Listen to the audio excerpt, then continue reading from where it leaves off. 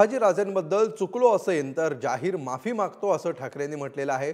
संभाजीराजे आणि मी काय निर्णय घेतला होता त्याबद्दल आम्हाला माहिती आहे।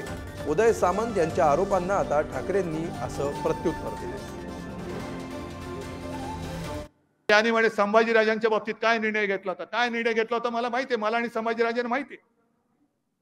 पण याचा अर्थ असा नाही की आमची मैत्री तुटली, आमचे ऋणानुबंध तुटलेले आहेत। आज सुद्धा विचारा, सगळ्यांच्या समोर सांगा, संभाजीराजे तुमच्या आणि माझ्या दुरावाला असेल तर सांगा सगळ्यांना। पण एक कुणकुण जी मला लागली होती ती, जसा तुम्ही तेव्हा माझा संजय पाडलात तसं तुम्ही त्यांना दगाफटका केला असतं तर पाप कोणाच्या माथी आलं असतं। आणि बरं धरून चला, मी संभाजीराजांबरोबर चुकीचा वागलो असेल तर मी जाहीर माफी मागतो,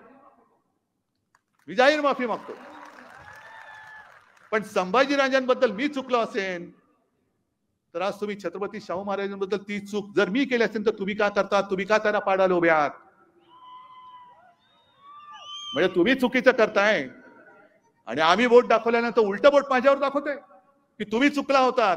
अरे आम्ही खाल्लं असेल शेण, पण म्हणून तुम्ही शेण खाताय।